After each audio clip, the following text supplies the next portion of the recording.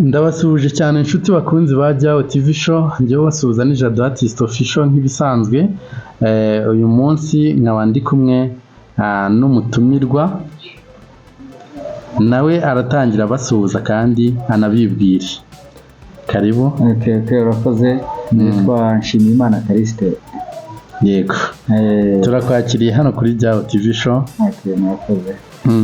Inshuti bakunzi rero, musanzwe muzi ko hano tugira content zigiye zitandukanye, harimo urukundo ruganza iteka mu bantu, harimo man vs woman, harimo inkirigito n'utundi twinshi. Uyu munsi rero twifuje kubatangiriza indi content yitwa urujijo ku byo twibaza ku Mana.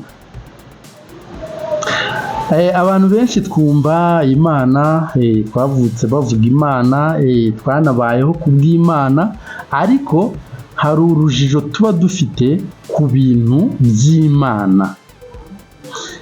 Njyewe rero nka Jado Artist Official niyambaje uyu muvandimwe Callixte kugira ngo twibaze ibyo bibazo, tunasesengura tureba bimwe na bimwe tugenda tubonera ibisubizo, aho hari aho turi busange wenda twabyumvaga nabi, cyangwa se abashinzwe kubitwumvisha barabitwumvishije nabi tukabitwara gutyo, ndetse twizeye ko turi bufatanye namwe aho muri comment section, namwe mukaduha ibitekerezo byanyu uko muri bwumve iki kiganiro. Hari uko nibaza ku bintu runaka, hari uko nawe ubitekereza, turafatanya. Reka tugende. Jado Artist Official ku isonga. Karisi, Karame ndakumva. ubundi iyo bavuze Imana, wowe Imana uyumva nk'iki? Uyumva nk'umuntu, uyumva nk'ikintu kimeze gute? Uwo usobanura Imana gute ubundi wowe? Uko bambayeho, kuva mbayeho mu bwana bwanjye, navutse nsanga bavuga Imana nyine. Yego. Imana. Yeah. Navutse nge ntangira kumenya ubwenge, navukiye mu muryango w'abaporosi. Ngira ngo ni Anglican. Baba aba Anglican ngira ngo. Yeah. Niba nibuka neza. Umubyeyi yari umwangirikani, mbuka nsanga ariho basengera, ariho icyerekezo cyabo cyo kujya gusenga iyo Mana. Yego yego. Ariho bari, ariko nyine nsanga iryo zina Imana hari igisengo cyitwa Imana, cyubahwa abantu ubona baciriye bugufi cyane. Yego. Nsanga ari uko, ariko nyine nsanga icyitwa Imana mu isi hano gihari. Warumbajije rero uti wowe wumva uti Imana uyisobanura cyangwa se uyisobanura ute? Yego. Ubwo urugendo mu myaka ndiho cyangwa ikigero cy'ubukure ndiho, kuva muri icyo gihe cy'ubwana nasanze iyo Mana iwacu basengeraga mu Bangirikani. Yego. Ntabwo ubumenyi nari mfite ndi muri icyo kigero sibwo nkifite. Urabona yuko bwaragutse, mvuga yuko bwagutse.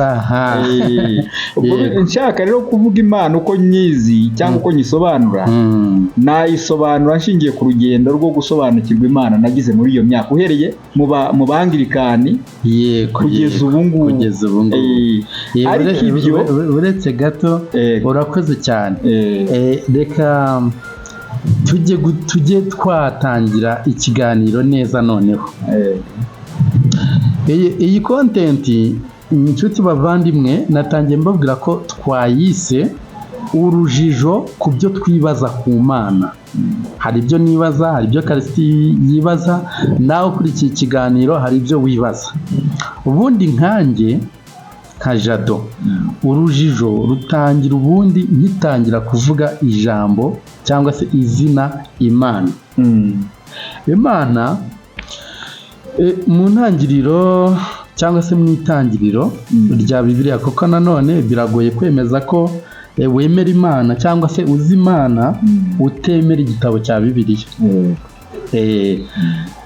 Mu itangiriro bavuga ko mbere na mbere ubundi Imana yahozeho, bakavuga ko nta si yariho, nta ijuru ryariho, nta ki, ariko wenda tubisobanuye neza ngo isi ishobora kuba yari ihari, ahubwo ari ikintu gicuza umwijima, noneho Imana kuko yahozeho yagendagendaga hejuru y'ayo mazi kandi muri uwo mwijima. Noneho bakavuga ngo Imana ntiyabyawe, Imana ntiyaremwe, nta se nta nyina, mbega yahozeho tu gusa. Urujijo rero rugatangira kuri njyewe, rugatangira nibaza nti none se yavuye, none se niba yarahozeho ntirya ntinywa ntigira gute, yari itunzwe n'iki? Ibyo ni ibibazo nibaza nkanjye, hari n'undi ufite uko abyibaza. Wowe utekereza gute muri ubwo bumana bwayo? Uyumva gute? Uyisobanura gute? Yego. Nta Imana waruvuze uti ntifatika, icyo nshingiraho ni icyo, ntifatika. Yes. Na mbere y'uko irema umuntu cyangwa se irema ibyo duhagazeho twese, ibyo dushingiraho tuvuga ngo ibi byakozwe n'Imana, iyo yavugaga yuko nyine mbere ya byose nta n'icyari gihari. Yego. Isi yari iriho ubusa gusa. Ubusa nyine iyo bavuze ubusa buba ari ubusa, ubwo nta kintu cyari. N'umuntu akubwiye ati pfumbata umwijima nzanira umwijima hariya, ntabwo wabasha kuwurundanya ngo uyore uwuzane, keretse uzanye uw'inka. Tuvuga umwijima turashaka kuvuga umwijima uri umwijima w'ubusa. Yes, ni ikinyuranyo cy'umucyo. Umwijima ni ikinyuranyo cy'umucyo. Noneho ibyo nabyo ni ibintu ni ibidafatika.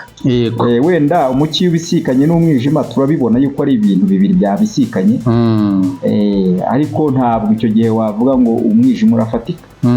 Noneho ikindi ntabwo wapima ubugari bw'umwijima ngo umenye ngo urava aha urajya cyangwa uburebure bwawo.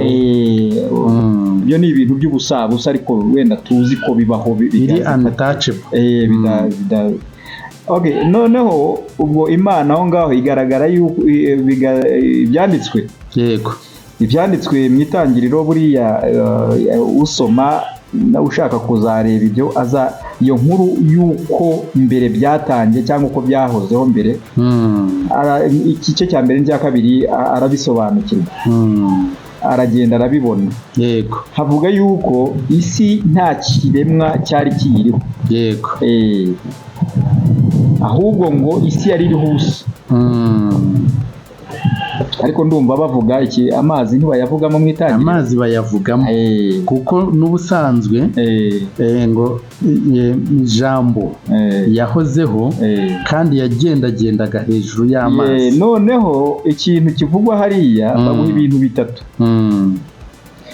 Baguha ayo mazi,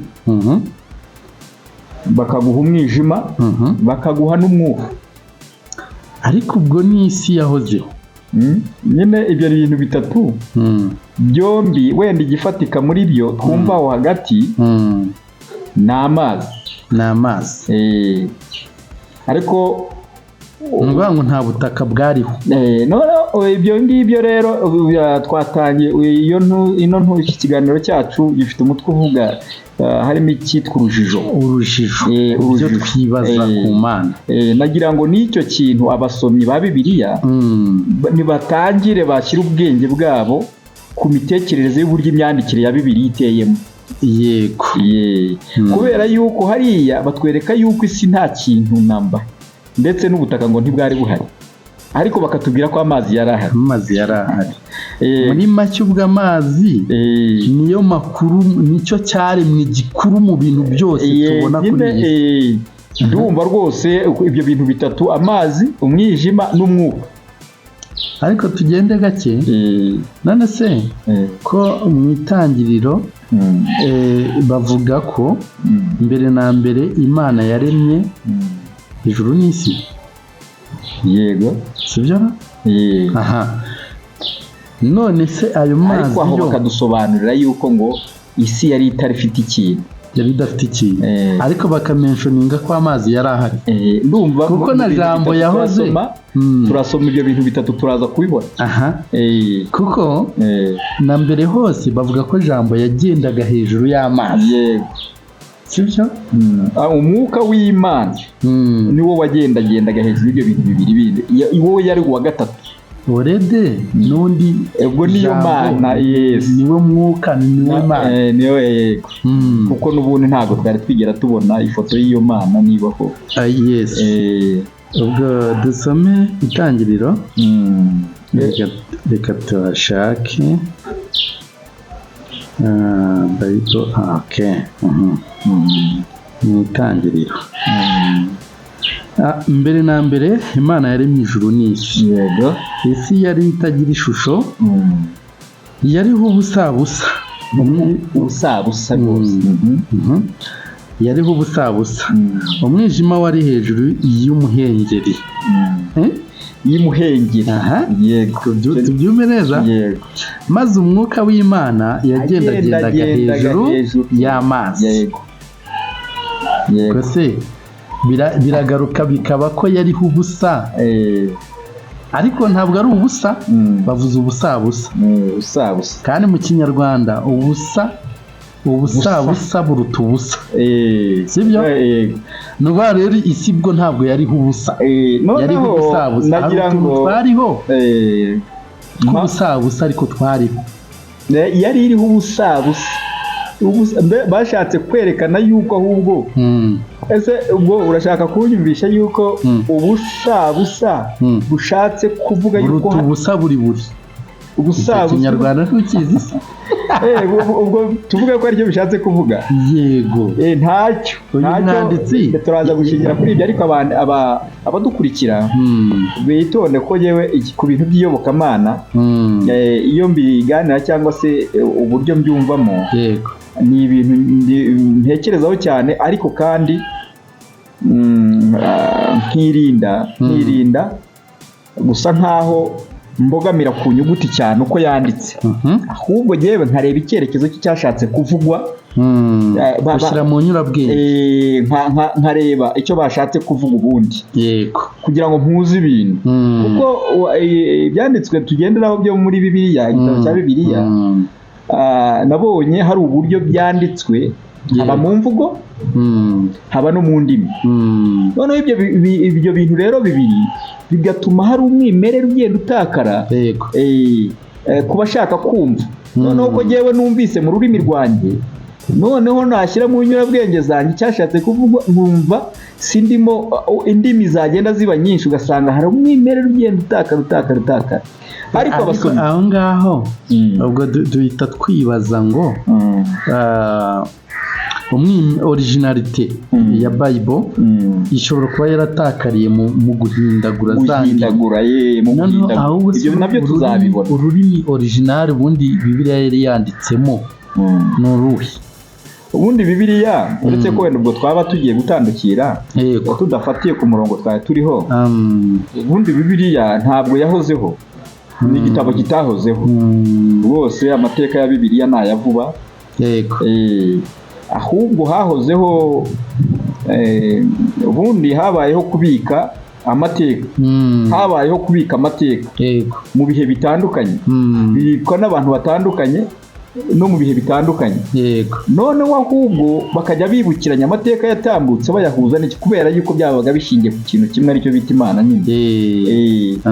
Nk'ubu urugero nkuha ni uburyo abahanuzi bagiye basigamo amateka y'ibyababayeho cyangwa urugendo bakoranye n'iyo Mana. Wenda ndaguha nk'umuhanuzi, wenda tuvuge nka Yesaya, yabayeho mu gihe gitandukanye cyane n'icy'umuhanuzi Hoseya. Urimo urabyumva? Hoseya ibyo ari bukorane n'Imana ntabwo ari byo yakoranye na Yesaya. Yesaya yamubwiye ariko bihura n'umugambi wayo, bigenda bihura n'umugambi wayo. Noneho n'ubushobozi rero, ubushobozi bwo kubika ibyo bintu ntabwo bose babunganyije. Umwe akabika bike, undi akabika byinshi, sibyo? Noneho abaje rero noneho gukorekitinga ya mateka ba bantu batandukanye basize nibo bazanye Bibiliya nabo bagiye babirundarunda mu bitabo habanzeho ibyo bitaga imizingo mu kumpu imizingo kumpu ariko nabo byo bikandikwa bishingiye ku mbaraga ko burya Imana yashatse kwiyamamaza mu isi kugira ngo imenyekane inyuze mu bahanuzi bayo yitoreye turacyari kuri ya Mana nyine noneho irabitorera hari habanje kubarema nyine isi imaze gutera imbere ikora icyo bita kwiyamamaza kugira ngo nubwo abantu bororotse bagwiriye batibagirwa yuko hari ikintu kirimo gukora ibyo niyo Mana ariko kugira ngo bamugane tudacanga abantu reka duterurire mu mujyo twari twazamukiyemo ubwo twari turi kwibaza ubwo kubyiremwa ry'isi ubwo ibyo kuvuga ngo hari hariho ubusabusa ubwo wamugani nanjye by'inyuguti ndazi kubyirengagiza ubwo hariho ubusa hariho noneho ndagira ngo nkangurire ubumva wese ukurikira ikiganiro kujya yitondera ibyo asoma muri cya gitabo cya Bibiliya ntabwo twese duhakana yuko Imana itabaho ariko hari n'abayihakana abo nabo barayihakana bafite n'impamvu zabo bashingiraho buriya niho urujijo rwaje kuvukira ubundi Imana yo ntiyigeze ihinduka ntago yigeze itakaza umwimerere wayo nta nubwo rwose nta n'intambara yabishyizemo ihambaye ku buryo yavuga ngo abantu baje guterwa urujijo n'ukuntu Imana yahindaguritse Imana yaguze ahubwo uburyo abantu bagiye bafata ya mateka ku Mana buri muntu wese akayatwara mu murongo we no mu myumvire ye nibyo byaje guteje urujijo kubumva n'abakurikirana n'abashaka gusobanukirwa ya Mana. Reka tubyumve neza abariya abantu Imana yitoreye ngo bamenyekanishe ibyayo birasobanutse nibo bagiye babitwara nabi cyangwa abaje nyuma bigize impuguke bashaka kubitwumvisha twebwe tutabihugukiwe nibo babitwara nabi bitewe n'inyungu runaka babishakamo. Reka nsubire inyuma ho gatoya bari duhereye mu itangiriro njya nkunda gutangirira mu itangiriro iyo nganira n'umuntu muri ibi bintu by'iyobokamana kugira ngo bijye byumvikana neza. Twari dutangiye tuvuga ngo twatangiriye kuri ino titire ivuga ku bijyanye n'urujijo urujijo ku byo abantu twibaza ku Mana.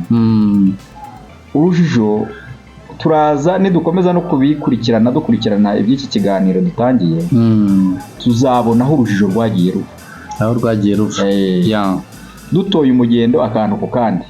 Iyo dutangiye tureba uko ibivugwa byatangiye dutangira Imana hari inkuru aho mu itangira ivuga ngo tureme umuntu ase natwe.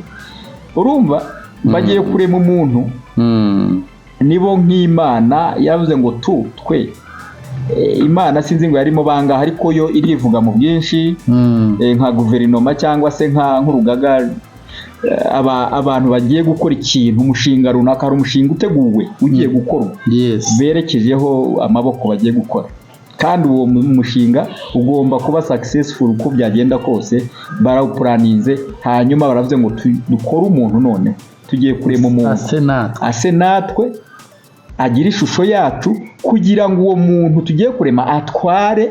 Murabyumva ntabwo bisobanuye ngo ugiye kuremwa murabyumva wa mushinga icyo ugamije ni ukurema umuntu ariko kugira ngo noneho habone gukorwa igikurikiyeho bategura ariko nabo kidategurwa n'ugiye kuremwa ahubwo icyo kintu gitegurwa n'abo ba nyiri poroje.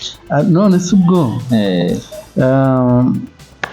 wenda nihutishije nk'intekerezo ntibyaba byumvikana ko turema umuntu ase natwe kuki isi itibwiye ngo reka ndeme umuntu ase nanjye ubwo ntibyumvikana ko ahubwo hari ibindi biremwa byari bisanzwe bihari yabwiraga ndetse wenda byenda kugira ubushobozi nk'ubwayo. Yes, ubwo nyine ndacyabwira wa muntu ukurikiye ikiganiro kugira ngo ajye yitondera ibyo asoma cyangwa se ibyo yigishwa. Dusenga Imana imwe ariko Imana irimo irajya kurema ikavuga ngo twebwe twebwe dukore. Kandi twatangiye tubona yuko isi nta kintu kiriho, nta naho guhagarara hahari gusa cyakoze hari iyo bavuze imuhengeri haba ku mazi gusa. Imuhengeri ubundi mu Kinyarwanda nzi imuhengeri ubundi bavuga ko ari mu mazi hagati, hejuru mbese ku mazi ariko aho hagati mu mazi hatari ku nkombe, kuko inkombe iboneka ku musenyi. Hatari inkombe rero y'umusenyi aho wahagarara n'ubundi haba ari mu mazi hose. Aho rero bitangira bavuga ko amazi yari amazi tu, yari amazi noneho akabudikirwa cyangwa se agatwikirwa n'umwijima. Hanyuma hejuru ngo umwuka watemberaga hejuru ari ugenzura aho hantu, sibyo? Noneho aho ngaho ubaza wenda simbizi abazagira comment ku kiganiro hashobora kuzavuka ababaza bati ko tuzi ko amazi adendeza ku butaka, ayo mazi yari amenetse hehe? Ku rujijo twatangiye icyo kikaba iyo ni question mark. Yes, murabyumva, icyo ni ikibazo. Ni ikibazo twese tuzi ko amazi wowe kurikiwe unabyibaza. Yego. Kubera yuko twese nuko tubizi ushobora gutwara amazi udafite icyo yatwariyemo.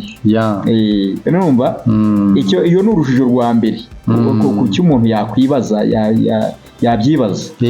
Ariko ubwo kubera yuko twebwe tuvuga ngo iyi Mana irakomeye yatereka amazi mu busa, kuko ibi tuzabisanga imbere mu buryo ibintu byagiye biremwa aho Imana ivuga yuko mu bubasha bwayirema yatandukanyije amazi, sibyo? Ishyira isanzure hagati y'amazi amwe n'andi mazi, sibyo? Ibyo tuzabisoma muri icyo gice. Ndumva kuwa mbere irema kimwe, kuwa kabiri karema ikindi, kuwa gatatu, kuwa gatandatu nibwo irema umuntu. Umunsi burya umuntu niwo wasoje. Wenda ibyo bishobora kuzaza muri episode ya kabiri. Ariko ku rujijo ibyo by'umuntu azabyibaza byanze bikunze. Amazi ko tubona yuko mbere yuko isi iremwa tuzi yuko isi ari ihetse amazi, sibyo? Urwo ni urujijo rwa mbere. Ukuntu isi ari ihetse amazi kandi ariyo yabayeho nyuma y'uko ayo mazi abaho. Wabyumvise? Kwiga Bibiliya cyangwa kuyisoma, Bibiliya njya mvuga ngo ntibayiga. Icyakoza iyo ugiye kureba aya mateka n'inyandiko ziri muri Bibiliya, amateka y'Imana yakoze yandikishije kugira ngo bigirire akamaro aho abari mu isi bazororoka bakabisanga bikabafasha bikagira gute hari bizagira icyo bibafasha. Ubwo niho rero hazavuka n'ibitekerezo byinshi, kubona ukuntu Imana yaremye isi, ubutaka bukaza nyuma y'amazi, kandi tuzi ko ubutaka aribwo buheka amazi. Murabyumva? Kandi nanone bikagaragara ko bwaje nyuma y'ayo mazi. Icyo rero hano tuvuge wenda tuvuga ngo in the beginning God created. Iri jambo created rituruka kuri bara ntumbaze ubwo ngo ni iki, bisobanura kurema ikintu giturutse mu kitariho. Yego. Ni ugukireya ikitari gihari kikabaho. Nta gakoko, nta mwuka, nta rubura, nta buryo bwo kubaho, hariho Imana gusa. Hariho Imana gusa. Bivuze ngo ahubwo nyine niyo mpamvu wa mugani uri kuvuga ngo abantu bajye bitondera ibyo basoma cyangwa ibyo babwirwa, bigahita byumvikana neza. Hariho Imana gusa. Ariko nanone mu itangiriro hakavuga ngo hariho amazi abundikiriwe n'umwijima, ngo kandi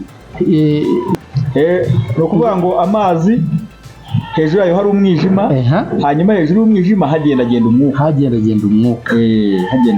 Aha. Abantu benshi rero bibaza se kuki Imana yashatse kurema isi n'umuntu. Reka turebe muri Yesaya ibice 45 umurongo wa 18. Imana yaremye isi kugira ngo ibeho. Noneho mu byahishuwe 4 umurongo wa 11 ngo byaremwe kuko uwabishatse. Byaremye kuko uyo yabishatse. Yes, iyo ni Imana ivugwa nyine. Icyo bivuze iremwa ni ugushaka kw'Imana, si impanuka. Abwo ari naho babandi bavuga ngo hari abantu ngo babayeho kubw'impanuka, ubwo bahita basubirizwa mwaho ngaho. Ibintu byose n'abantu byaremwe cyangwa se twabayeho kubwo gushaka kw'Imana, nta kintu na kimwe cyabayeho kubw'impanuka. Imana yashatse isi, yashatse ubuzima, yashatse umubano n'umuntu. Sibyo? Buriya twebwe ukuyeho ko twaremwe n'Imana ariko turi n'inshuti zayo, akuba byumva ariko kuko hari n'abatemera Imana. Icyo nanaka nkomereze hariya ku bijyanye n'iyo mvugo ivuga ngo isi nta kintu cyari kiriho, hanyuma ariko Imana igira umugambi wo kurema. Twumva impamvu y'ibyo byose bikozwe. Kuko Imana ntabwo ari umuswa nkatwe. Burya umwana ajya aryama agasinzira, yakanguka mu mutwe w'ako kanya hakazamo atereka ntori buyende gereke hejuru y'irindi, nta mushinga urimo, kanya nabigerekeranya bikagira ari bubirundure bikaba intuza. Ariko ku Mana ntabwo ari uko, si nk'umwana w'umuntu. Imana yateguye umushinga wo kurema, ifite impamvu zifatika kuri yo, kandi zitajegajega, atari nkatwe tupfa gukora jana feringa tukavuga ngo nebyo ngibyo mbese tugashyira ku ruhande. Urumva Imana yo yateguye umushinga wo kurema, ifite impamvu. Izi mpamvu rero batangira no kuzigaragaza mu itangiriro. Ariko izo mpamvu bagaragaza mu itangiriro mu kurema umuntu, dore ko twabonye yuko Imana yaremye isi ishaka kurema umuntu. Ntabwo yo yaremye isi kugira ngo isi ibaho gusa, ahubwo yo yaremye isi ishaka kuyiterekaho umuntu. Nk'uko byanditswe ngo tureme umuntu ase natwe abone gutwara. Urimo urabyumva? Imana isanzwe iriho, ntawe ikesha kubaho. Iratwaye, ifite ububasha n'iki, ariko irashaka kwagura ubwami. Sibyo? Irashaka kwigaragaza mu buryo runaka kugira ngo hagire ikimenyekana kindi yagura ubwami. Buriya hari ukuntu Imana nayo izana challenge, ukuntu irema akantu ikongera ikaka. Tuzabibona cyane cyane nko mu ngendo z'ababayeho nyuma, nk'ingendo z'aba bantu biswe ubwoko bwayo, ukuntu yakinnye nabo cyane, ikimika umwami ikamukuraho, irimo irerekana ububasha bwayo, irimo irakora ibintu nk'uko ibishaka, nk'uko ibigambiriye. Ariko hariya baravuga ngo tureme umuntu ase natwe, hanyuma atware. Mwabyumva? Noneho mu bintu byose byari bigiye kuremwa, bitari biriho namba, uyu muntu ugiye kurema ngo abitware nta nubwo yari azi ibigiye kuremwa ngo ni. Sibyo? Ntabwo rwose buriya haremwe amazi agaragara akuweho umwijima. Binasobanuye ko niba Imana ivuga iti reka tureme umuntu ase natwe abone gutwara. Yego. Bisobanuye ko ubwo ibyo umuntu yagombaga gutwara byaremwe mbere ye. N'ubundi mwirema niko byagenze, umuntu yaremwe nyuma y'ibyo agomba gutwara kugira ngo abyerekwe. Ntabwo ibintu byaremwe nyuma y'umuntu, ahubwo ibintu byaremwe mbere y'umuntu. Noneho barema umuntu ngo abitware. Abyerekwa. Ntabwo haremwe haremwe umuntu mbere ngo bajye barema ikintu cya mbere ngo bamubwire bati dore turemye ihene. Ahubwo baremye barema batandukanya isi n'ijuru, bashyiraho amazi bayamururaho umwijima, amazi aragaragara, bashyiraho itaka riyatangira, amazi barategeka batugarukira aha, urumva barabishushanya byose, barema inyamaswa nto n'inini, iziguruka n'iziri mu mazi, barangije byose bamaze kubyuza. Ni surprise umuntu bamugize kuko yari yaremewe kuza kubiyobora, aza rero kubihabwa. Naravuga ngo tureme umuntu hanyuma azatware, atware. Ari naho bavuga ko yahawe n'ububasha bwo kugenda byita amazina. Amazina, yego, ntabwo detaye z'ibyo bintu zihari aho yisi ihene, kuko ibyo ngibyo ibyo byo nkeka ko hari nibyo bya bindi mvuga ngo abantu nibajya bavuga bajye bitondera ibyo bavuga, kandi nibasoma bitondere cyane cyane ibyo basoma, kubera yuko nk'ubu mu cyongereza niba ihene yitwa goat, sibyo? Goat. Ngiye nkaba nyita ihene, ntabwo nibaza yuko ayo mazina yose ari Adamu wayise. Tujye twumvikana. Oya, already hari ururimi yavugaga. Hari ururimi yavugaga. Kuko ibi by'indimi zitandukanye usanga mvuga Ikinyarwanda, uri yavuga Igiswahili, uri yavuga Icyongereza, uri ngira ngo byaje nyuma. Noneho rero impamvu byo ntajya nshaka kubijyaho cyane ko uvuga ngo Adamu niwe yari yahawe kuko kuza kuba umutware mu isi kugira ngo ayobore ibiri mu isi. Ariko hari udukomanteri tundi tugenda tuza ngo ibirimo ngo yabihawe byo mu isi nabyita amazina.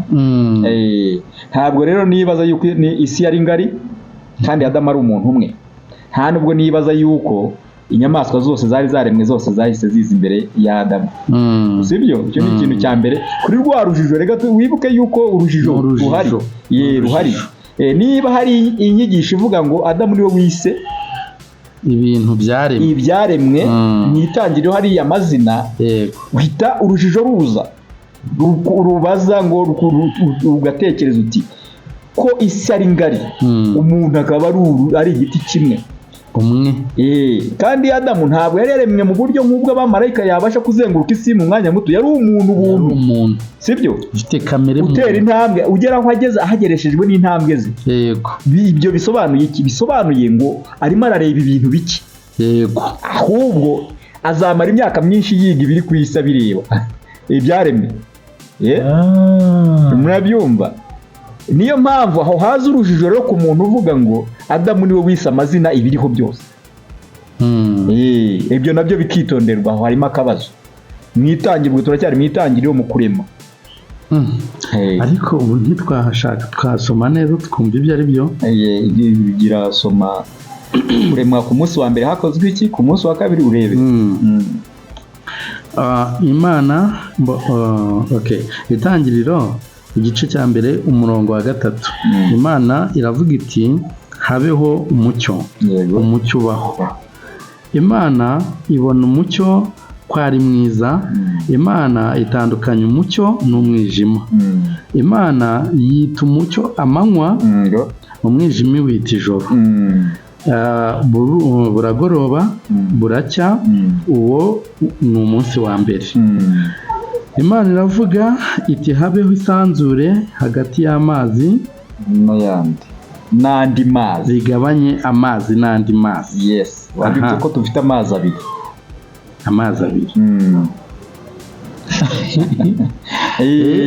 Nuko bimeze. Turaza kumva ibyo ari byo. Imana irema iryo sanzure, igabanya amazi yo munsi y'isanzure n'ayo hejuru yaryo, biba bityo. Imana yita iryo sanzure ijuru. Buragoroba buracya, uwo ni umunsi wa kabiri. Imana iravuga ita amazi yo munsi y'ijuru ateranire hamwe, ahumutse haboneke. biba bityo. Imana yita ahumutse ubutaka, iteraniro ry'amazi iryita inyanja. Imana ibona ko ari byiza, kandi koko ni byiza. Iyo ureba rwose amazi ukuntu ni iki, ubona ari byiza rwose. Imana iravuga iti ubutaka bumeze ubwatsi n'ibimera byose byere imbuto ku butaka, n'ibiti byere imbuto ku butaka zirimo utubuto twabyo, igiti cyose cyere imbuto zikwiriye ubwoko bwacyo. Biba bityo. Umurongo wa 12, ubutaka bumeza ubwatsi, ibimera byose byera imbuto zikwiriye amoko yabyo, n'ibiti byera imbuto zirimo utubuto twabyo zikwiriye amoko yabyo. Imana ibona ko ari byiza. Wenda nkiri hano ngo ibiti byera imbuto zirimo utubuto twabyo, ahangaha mise nshimangira ya mvugo wambwiye ngo ese ari kiriya giti cya avoka n'iriya avoka wasaruyemo ugiye kurya, avoka ni iyihe nyirizina? Yego, ubwoko ni igiti, ntabwo ubwoko ari urubuto.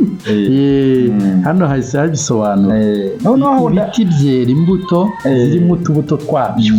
nk'uko ubwoko bwabyo buri. Noneho nagira ngo nkwibarize utari ugikomeje, ninde wari waremye agatandukanya n'amoko y'ibiti? Ni Adamu cyangwa ni Imana? Imana. Se yari yatandukanyije amoko y'ibiti. None se uko utandukanya ubwoko n'ubundi bw'igiti bivuze iki? Ninde washyize amakategori y'amoko y'ibiti muri ayo makategori nyine? Ni Imana. Si Imana? Ni Imana. Ubu ndacyakugendera, turacyari gukura urujijo mu byo twibaza. Mu byo twibaza. Kuko ubwo yewe ndatora umugendo, umuntu ukivuga ngo Adamu niwe wise agashyira amakategori. Niwe wahawe ububasha bwo kwita. Yego. Ubwo wabyumvise, twabonye mu kanya uravuze uti Imana ubwayo yaremye, yatandukanyize isi n'ijuru. Yego. Ibyita gutya. Itegeka ko ahumutse hamera ibyatsi n'ibiti n'iki. Yego. Ahakoraniye amazi hita inyanja. Yego. Urumva ko niyo yise amazina y'ibyo yaremye. Ibyo byonyine ubwabyo nibyo bitanga ishusho y'uburyo gahunda yagenze mu irema, n'uburyo amoko n'amazina yabyo byaje. Kuko niba ari ubwoko bw'igiti cya avoka bwaje uwo munsi baburemye, ubwo bwoko butandukana n'ubwoko bw'umuyembe. Kuko kuvuga ngo umuyembe voka nibwo bwoko, sibyo? Ntabwo ibyo rero byazanywe na Adamu, ahubwo byatandukanyijwe n'umuremyi wabiremye. Kuko ahangaha baratwerekana ngo itegeka ko buri giti kizana utubuto nk'uko ubwoko bwacyo Imana yakiriye buri. None se ubwo bwoko ni Adamu wabutandukanye cyangwa ni Imana yabushyizeho? Ni umuremyi wabyo. Ubwo ndacyabwira babasomyi ba Bibiliya bitondere, bave mu rujijo, be kujya babwirwa utuntu n'udukomate, ahubwo bajye batora umugendo neza ikintu, basome ibintu ariko banarize basesengura. Yego, duko twakomeje. Buragoroba buracya, uwo ni umunsi wa 3. Imana iravuga iti mu isanzure ry'ijuru habeho ibiva bitandukanya amanywa n'ijoro, bibereho kuba ibimenyetso no kwerekana ibihe n'iminsi n'imyaka. Yego, ngaho umva amazina rero ibiva. Yego, bakomeza komeza. Bibereho kuvira mu isanzure ry'ijuru kugira ngo bivire isi. Biba bityo. Imana irema ibiva bibiri binini, ikinini, ikiva kinini cyo gutegeka amanywa, n'igito cyo gutegeka ijoro. Irema n'inyenyeri. Yego. Imana ibishyira mu isanzure ry'ijuru kugira ngo bivire isi. Kandi bitegeke amanywa n'ijoro, bitandukanye umucyo n'umwijima. Imana ibona ko ari byiza. Buragoroba buracya, uwo ni umunsi wa 4. Imana iravuga ita amazi yuzuremo ibyigenza byinshi cyane bifite ubugingo, kandi inyoni n'ibisiga biguruke mu isanzure ry'ijuru. Imana irema ibifi binini byo mu nyanja n'ibindi byose byigenza bifite ubugingo, amazi biyuzuramo nk'uko amoko yabyo ari. Irema n'inyoni n'ibisiga byose nk'uko amoko yabyo ari. Imana ibona ko ari byiza. Imana ibiha umugisha, iti mwororoke mugwire mwuzure amazi yo mu nyanja, inyoni n'ibisiga mwororoke mu isi. Buragoroba buracya, uwo ni umunsi wa 5. Imana iravuga iti isi izana ibifite ubugingo, amatungo n'ibikururuka nk'uko amoko yabyo ari, n'inyamaswa zo mu isi nk'uko amoko yazo ari. Babyumvise biba bityo. Imana irema inyamaswa zo mu isi nk'uko amoko yazo ari, n'amatungo nk'uko amoko yayo ari, n'ibintu byose bikururuka hasi nk'uko amoko yabyo ari. Imana ibona ko ari byiza. Imana iravuga iti tureme umuntu agira ishusho yacu, ase natwe, batwara amafi yo mu nyanja n'inyoni n'ibisiga byo mu kirere n'amatungo n'isi yose n'igikururuka hasi cyose. Imana irema umuntu ngo agire ishusho yayo, afite ishusho y'Imana niko yamuremye, umugabo n'umugore niko yabaremye. Imana ibaha umugisha.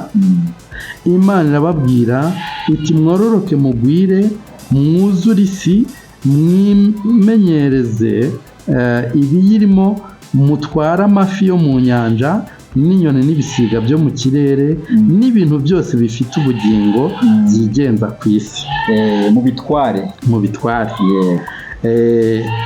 Umurongo wa 29 aravuga ngo kandi Imana irababwira iti dore mbahaye ibimera byose byera imbuto biri muri iyi si yose, n'igiti cyose gifite imbuto zirimo utubuto twacyo bizabe ibyo kurya byanyu, kandi inyamaswa yose yo mu isi n'inyoni n'ibisiga byo mu kirere n'ikintu cyose gikururuka ku isi gifite ubugingo, mbihaye ibimera bibisi byose ngo bibe ibyo kurya byabyo.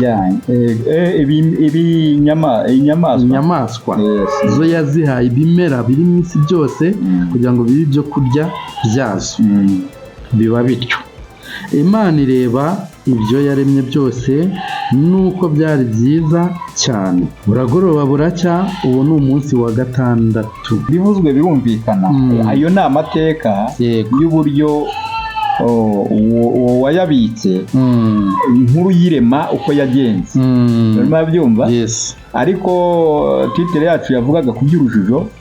Hari ibyo twagiye tubonamo bya abantu batwara nabi cyangwa se bumva nabi, hanyuma urujijo rukaza. Bitewe n'imyumvire. Urujijo rushobora kuzanwa n'uko wumvise ibintu nabi, cyangwa urujijo rukazanwa n'uko uwabiguhaye ibyo bintu yabiguhaye nabi, nawe ukabitwara nabi. Noneho kubitwara nabi byasanga nta bundi bushakashatsi uri bukore, ukumva ugahora n'urwo rujijo rero. Ariko byanze bikunze ndabizi mu iyobokamana dufite abantu bafite urujijo mu buryo butandukanye. Ariko njyewe mbona niko mbibona, mbona abantu bafite urujijo kubw'ubunebwe bafite.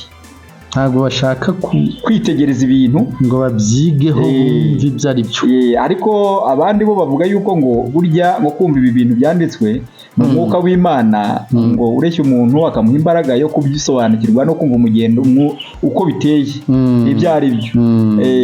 Ntabwo rero ubwo haba umwuka umuntu aba adafite ubimusobanurira ngo mushyire mu buryo, haba kubyiga nabi. Ariko mvuga yuko umuntu kubyumva nabi no kubyigishwa nabi bishobora kuba inkomoko y'urujijo. Y'urujijo. Kuko hariya twabonye ubwo tuzajya imbere tugeze hano tubona yuko Imana ihaye Adamu tukiri mu itangiriro Imana ihaye Adamu ibiremwe byose ngo abiyobore kandi ahawe n'amatunda atahinze ngo abe ari yamutunga ajya yarya rwose ariko nidukurikizaho nzakwereka uburyo noneho iyi inyandiko ivuga aho mwiremwa Adamu aremwa atari yanavumwa ko ahise ahabwa ngo guhinga ngo ahinge ahinge rwose mu itangiriro irimo cyane aho ngaho inyandiko irahari abikorere ahinge noneho nkibaza guhinga buriya usanzwe ari umurage w'umuntu nyine umurage ubwo turacyari mu nyandiko yaho ngaho turimo dukuraho urujijo twigizayo urujijo kandi ibintu abantu byigwa hano mu nsengero mu bigisha benshi ukumva ubundi impamvu nzanye icyo nuko nzi yuko ibintu byo kurya ututubikanye wahinze byaje nyuma y'umuvumo wabyumvise nubwo umuntu yari guhinga ariko ntabwo hari kubaho imvune zingana nizo tugira uyu munsi oya ahubwo bitangira umuntu nta muvumo afite wo kurya rushye sibyo yego ndetse no kugera ku nyamaswa inyamaswa ikarya ibyimejeje umuntu akarya imbuto zisi ibintu bihari aho ngaho sibyo noneho tuza kubona umuvumo uje nibwo abantu bavuze ngo uhereye uyu munsi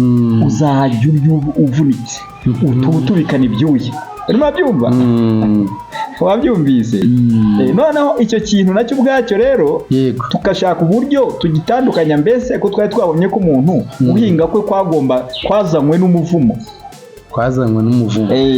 none tukaba tubonye ahawe guhinga mbere y'uko avumwa ibyo ni ibiki ibyo nibyo tuzakurikizaho babyumvise inshuti bakunzi ba Jao TV show mu rwego rwo kugira ngo ikiganiro kitaba kirekire kikarambirana mureke tugisubikira ahangaha ndabararikira episode ya 2 ivuga ku rujijo ku byo twibaza ku Mana cyangwa se ku byo tubona Imana yakoze. Niba ari ubwa mbere ugeze kuri Jao TV show rero ndagusaba gukora subscribe kugira ngo tujye dukomeza tubane mu biganiro tunyuza hano kuri uyu muyoboro, dukorere like kugira ngo ibiganiro byacu bigere kuri share yo ntago njya nyitaho cyane buryo umuntu asharinga ibintu kuko yabonye byamugiriye akamaro ashaka kubisangiza n'abandi. Njyewe rero mwari kumwe n'umuhungu wanyu Jado Artist Official, nkaba nari kumwe n'umuvandimwe ni mwari muri kumwe na Kariste Nshimiyimana nisanzwe, uyu ni umuvandimwe kandi twaganiraga ibintu dukunda twese, ibintu by'iyobokamana. Ndibaza ko twese abari mu isi ntawe udakunda Imana, ntawe udashaka gusobanukirwa n'iby'urugendo rw'iyobokamana ngo tumenye turavaho turagana hehe. Yes. Ariko nanone mbonereho mbararikire abazakomeza gukurikirana bino biganiro ko bazunguka ibintu byinshi. Yes. Tubahishiye byinshi kuko dufite udushya twinshi, kuko hari byinshi tuganira, tumaze kubona hari experience mu bantu batandukanye, kuko ibiganiro twagiye dukorana n'abantu batandukanye havutse ibintu bishya bikunzwe n'abantu kandi bibungura ubwenge. Yes. Bigatuma basobanukirwa ibintu batari bazi mu iyobokamana, kandi ahubwo bigatuma bakura mu ntekerezo zabo, bakaguka rwose. Muri no minsi rero insengero zigenda zinaba nkeya, ziba nkeya. Urabona yuko ari gahunda mu gihugu yo kugabanya insengero, kuko hajemo ntibikiri iyobokamana ahubwo n'iyoboka abantu ku giti cyabo. Abantu barimo barubakira ubwami bwabo mu izina ry'Imana, ni ukuvuga ngo babigize business kurenza uko byabijana. Kubakira rero ubwami bwabo mu izina ry'Imana. Hano dufite umugabo rero Imana yaduhaye ureba. Yes. Aho agera akavuga atabona abantu bakora ibintu by'ububandi nk'ubwo tubahagarike. Kandi koko biragaragara imfubyi n'abapfakazi aho barizwa n'insengero arizo zakaba zibafasha. Yego. Aho ugasanga n'utwo umuntu yari afite ahubwo aratuvana mu rugo atujyana ku rusengero. Ugasanga nta mpuhwe bafitiye umuntu namba. Kandi abo bantu be bitwikiriye umwenda w'Imana, ijambo ry'Imana. icyo gicucu cy'Imana ngo nibo bahetse iby'Imana. Yes. Okay, ndabashimiye rero. Okay, ndabifuriza kugira umunsi mwiza no gusobanukirwa. Nk'ubu nkanjye iki kiganiro gitoya dukoze hari urujijo ruhise rumvamo rw'uko Adamu yaba ari we wise amazina y'ibintu byaremwe. Ariko kuko nakuze ariko mbyigishwa ari nako mbisoma, nuko kuntu nabyumvaga. Murakoze cyane rero, turabararikira kuzakomeza kubana natwe. Niba hari igitekerezo ufite wagishyira hasi muri komenti. Niba kandi nawe hari ubumenyi ufite kuri ibi bintu duhora twibaza, waduhamagara cyangwa se ukatwandikira kuri WhatsApp kuri nimero ya telefone 0788 25 99 ibindi rero Imana iduhana umugisha. Ciao ciao. Zado Artist Official ku isonga.